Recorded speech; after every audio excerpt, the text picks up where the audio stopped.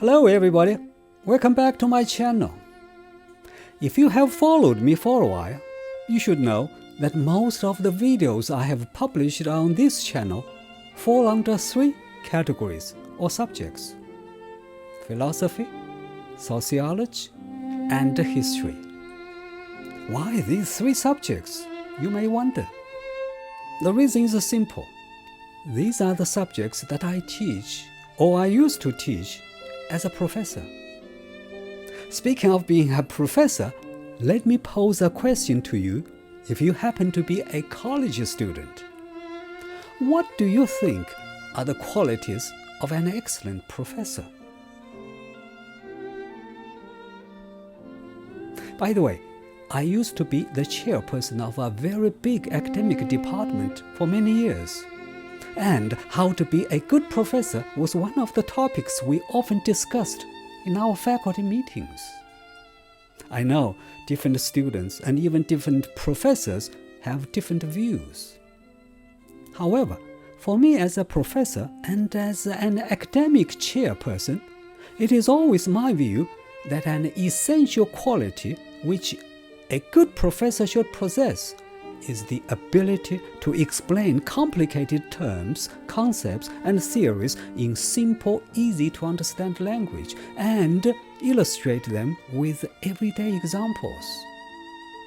In my opinion, this ability is particularly important for professors who teach philosophy, which is a subject many people find difficult, although I personally believe that philosophy should not be regarded as difficult because every one of us is doing philosophy on a daily basis. For example, if you go out at night and look up into the sky and wonder about those twinkling little stars, you are actually doing philosophy because you are wondering about big questions. I may create a video elaborating on this point of mine in the future.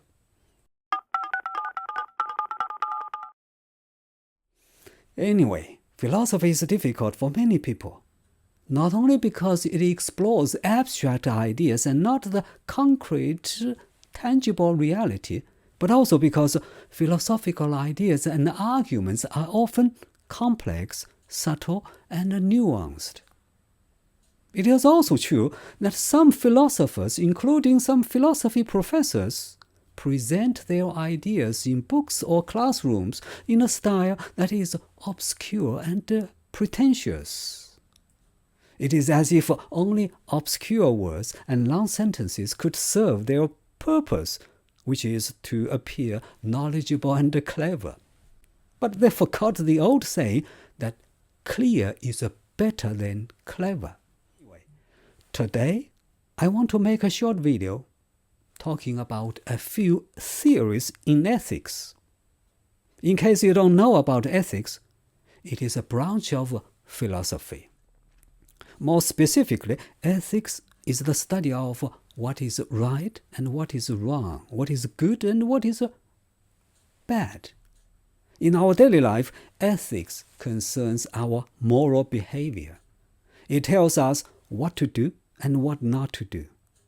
It also teaches us how we ought to be. In the history of philosophy, many philosophers have put forward many theories in ethics. In this video, I want to briefly look at 4 theories in ethics. Number 1, Immanuel Kant's Deontology. Number 2, John Stuart Mill's Utilitarianism. Number 3, Confucius's virtue ethics. And finally, Egoism. I just said that a good philosophy professor should be able to explain complicated terms, concepts, and theories in simple language. Now, I know I'm facing a big question. Am I a good professor? Can I explain these 4 ethical theories in as simple language as possible and make them as easy as possible? Well, let's see. And please be my judge and let me know after you have watched this video. To make my explanation simple, let me put you in an imaginary situation. Suppose you and two friends are somehow left on a desert island with no food, no water, except for an apple that you have saved in your bag. Now, you are taking out the apple, but you are not going to eat it yourself, even though you are hungry. You are going to give it to your friends, because first, you are such a good person. You will sacrifice yourself to save other people. And secondly, both of your friends seem to be weaker and hungrier than you are. However, you find yourself in a difficult situation. There are two people who are both hungry, and you have only one apple.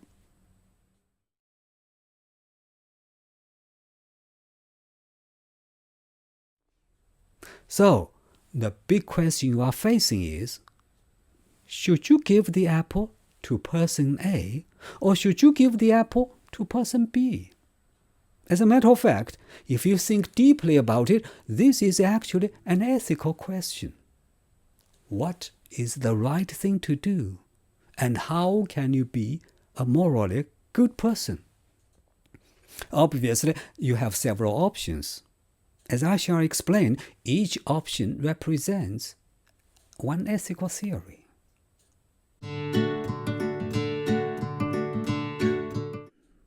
First, if you go with the ethical theory of Immanuel Kant, which is called Deontology, it is not so important whether you give your apple to A or to B, as long as you have a good heart and you want to help someone in need.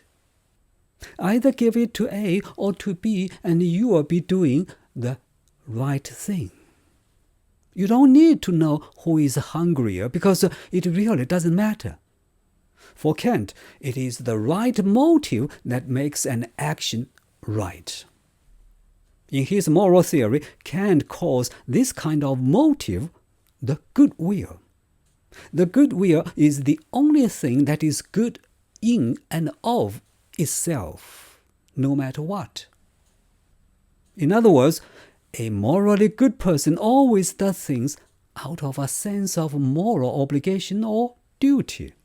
Any other consideration is unnecessary and even immoral. So, in this case, you are absolutely a good guy doing the right thing when you decide to give the apple to those who are in need. Don't worry about who needs it more.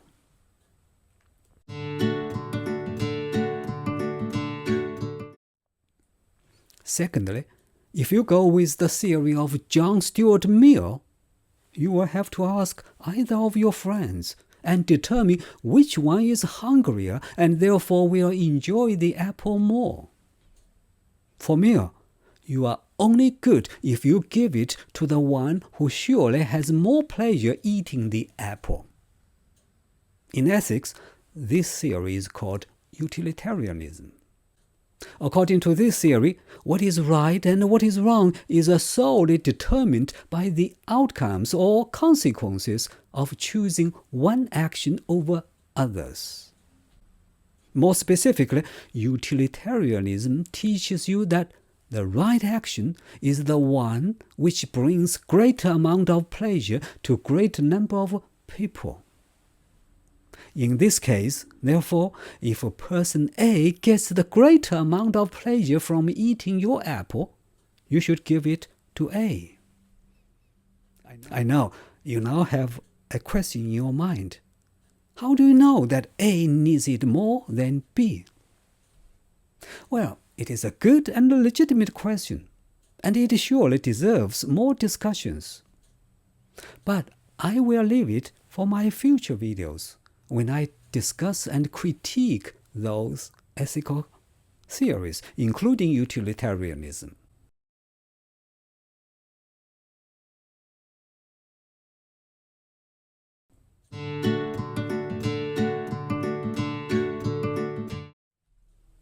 Thirdly, if you follow Confucius, who was a great ancient Chinese philosopher, you will tell yourself, I'm a man of virtue.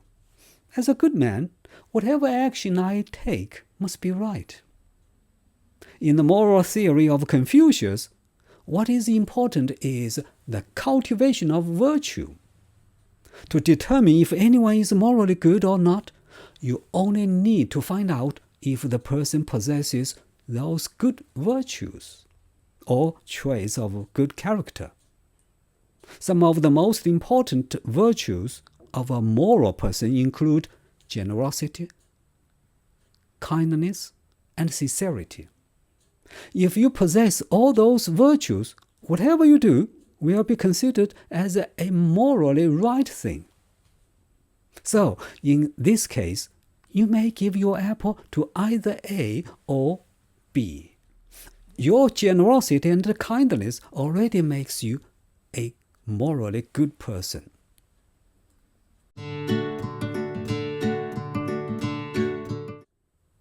Finally, let us suppose that you are a person who believes in egoism. Then you would probably say to yourself, why should I give my apple to them? I'm hungry too. I will keep it to myself. As an ethical theory, egoism has two variants. First, psychological egoism, which describes that everyone in this world is selfish. We are all motivated by what we see in our own best interest. Nobody is altruistic. The other variant, which is called normative egoism, holds that everyone in this world must be selfish in order to survive. What motivates you to take an action should only be the consideration of your own needs. So in this case, you should keep the apple to yourself because you yourself are hungry. And that is the right thing to do according to egoism.